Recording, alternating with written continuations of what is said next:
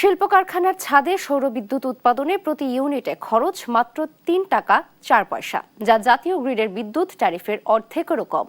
বৃহস্পতিবার রাজধানীর মহাখালীতে পোশাক খাতের শিল্প প্রতিষ্ঠানের ছাদে সৌরবিদ্যুৎ চীনা প্রত্যক্ষ বিদেশি বিনিয়োগের সম্ভাবনা শীর্ষক পঞ্চম বাংলাদেশ চীন নবায়নযোগ্য জ্বালানি ফোরামে সিপিডির গবেষণায় এসব উঠে আসে।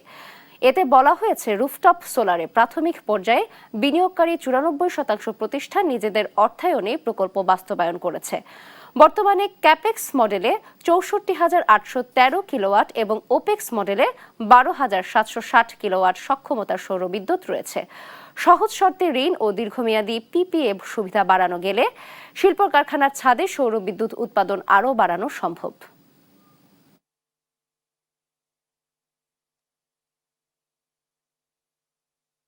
নিয়ে কাজ করি লাইক গ্যাপ যে কোম্পানি গার্মেন্টস গুলো যারা